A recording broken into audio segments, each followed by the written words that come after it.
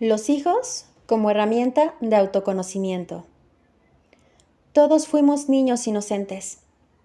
Todos merecíamos una infancia memorable.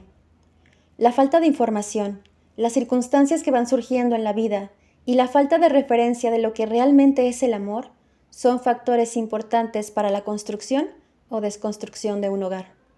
Y aunque todos tenemos responsabilidad de la forma en que impactamos a otros, también somos inocentes porque las heridas que nos hacen impactar a otros desde el dolor no son nuestra culpa. Esta idea que ven del sistema externo de que somos mejorables nos ha traído grandes conflictos para vivir en paz siendo tal y como somos.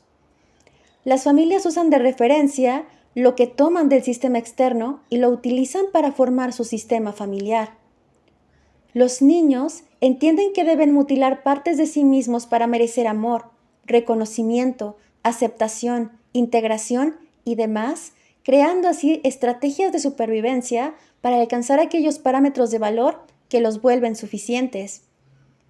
Cuando un individuo no ha trascendido la visión que tenían sus padres de quién era, para descubrir quién es sin los parámetros de valor que le fueron asignados, seguirán utilizando aquellas estrategias de supervivencia que buscaban la validación y aceptación de sus progenitores. Y de no desaprender todas estas estructuras que llevan al individuo a identificar su valor con factores externos, significa que no ha habido una emancipación emocional de la expectativa que el niño interno de dicho individuo tenía sobre sus padres. Si el adulto, que aún conserva sus estrategias de supervivencia, construye un hogar como madre o padre, lo único que va a compartirle a su descendencia son sus estrategias de supervivencia. Y esto no los vuelve malos, simplemente no han sanado su herida y pues el día de hoy les voy a compartir algunos ejemplos. Alejandra tuvo en su infancia un sistema familiar que utilizaba un parámetro de utilidad como valor. O sea que los miembros eran valorados en la medida en que los progenitores se beneficiaban de las actividades que los niños realizaban. Y ojo, que esto es totalmente inconsciente. Alejandra se casa y tiene un hijo, pero Alejandra había aprendido a reconocer su valor en la medida en que fuera útil para otros, algo que generaba en ella mucho estrés y mucha frustración. En la medida en que su hijo iba creciendo, Alejandra experimentaba miedo porque cuanto menos útil era para el niño, menos sabía cómo valorarse a sí misma. Alejandra hacía todo por el niño, quien se sentía agobiado por no tener el espacio para desarrollar su independencia en la medida en que su edad lo ameritaba. Alejandra hacía constantemente reclamos a su hijo porque ya no la quería. Alejandra simplemente no entendía que su valor no tenía nada que ver con su utilidad. Y sin darse cuenta del gran sentido de inutilidad que se almacenaba en el niño, ella simplemente intentaba salvarse de lo que ella creía que le quitaba valor. Y bueno, ahora hablemos de Roberta, quien se crió en un sistema familiar que tenía como parámetro de valor la capacidad. Para sus padres, su capacidad era medida por las notas que obtenían en la escuela. Sus padres solo aceptaban un 10 y cuando no lo obtenían, recibían golpes y desaprobación constante. Roberta aprendió a ser muy dura consigo misma y en sus trabajos siempre estaba posicionada en la cima de las mejores evaluaciones de productividad, por supuesto, a costa de un desgaste emocional terrible.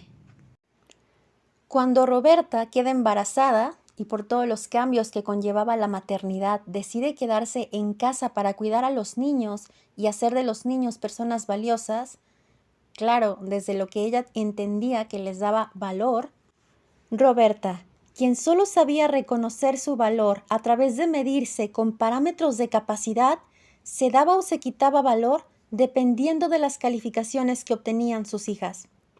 Roberta lo entendía como que ahora las calificaciones de sus hijas eran su parámetro de valor para determinar si hacía un buen o mal trabajo como madre. En otras palabras, ella determinaba así su capacidad a través pues del esfuerzo que hacían sus hijas por intentar sostener también este parámetro. Roberta no podía ver la angustia, la presión y la ansiedad de las niñas porque ella solo intentaba protegerse de lo que ella creía que le quitaba valor. Ella no podía entender la gran desvalorización que sentían sus hijas porque ellas no podían sentir que eran suficientes para su madre sin el tremendo sobreesfuerzo que tenían que realizar para que ella estuviera satisfecha consigo misma. Hablemos ahora un poco sobre Luisa. Luisa se crió en un sistema familiar muy competitivo. Los que conseguían estar en la cima de los parámetros eran reconocidos y validados, y los que no llegaban a ese punto en las actividades diarias eran comparados contra aquellos que sí lo lograban y eran catalogados como insuficientes. Luisa aprendió que su valor y su capacidad dependían de ser mejor que los demás. Cuando Luisa tiene sus propios hijos y asistía a reuniones familiares con sus hermanos, quienes también tenían sus propios hijos, ellos comenzaban a competir para ver quiénes eran los mejores niños. Luisa y sus hermanos simplemente ejecutaban las estrategias de supervivencia que ellos entendían que les daba valor. Ellos inconscientemente seguían compitiendo para ver qué hermano era mejor educando niños. Ellos no podían ver que los niños que les escuchaban se sentían inferiores o superiores por algo que no tenía nada que ver con ellos, y que los adultos estaban en una lucha egoica intentando conseguir su valor a través de un parámetro que nunca definió nada sobre ellos. ¿Qué es lo que pasa en realidad? Que el niño interno del progenitor toma el control para mantenerse a salvo y está tan atento a protegerse de aquello que no ha resuelto que le es imposible ver a los niños. El sistema externo nos miente. No hay nada que nos haga ser valiosos porque somos suficientes desde solo ser nosotros mismos. No hay un estándar que mida nada. La capacidad, la belleza, la inteligencia, la utilidad tienen diferentes expresiones, colores, tamaños y formas. No hay mejores o peores, solo existe la diversidad. Papá o mamá, si me estás escuchando, no es tu culpa. Si puedes cambiar algunas cosas de tu estilo de crianza, te invito a buscar información y a sanar interiormente tu corazón. Porque la crianza respetuosa está incompleta si no has aprendido a ser respetuoso contigo mismo. Necesitas una referencia de buen trato para enseñarle eso a tus hijos. Si tu labor de padre ha terminado y crees que el daño está hecho, te invito igualmente a sanar tu corazón. Mereces brillar, mereces perdonarte y mereces ser feliz.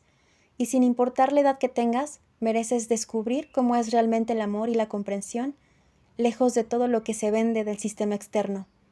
No sé cuánto tiempo nos tome sanar todos los estragos que ha causado el sistema externo en nosotros como sociedad.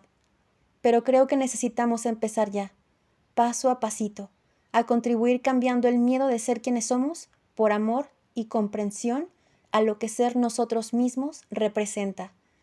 Si te gustaría que hiciera más videos sobre los hijos como herramienta de autoconocimiento, házmelo saber aquí en un comentario de este video.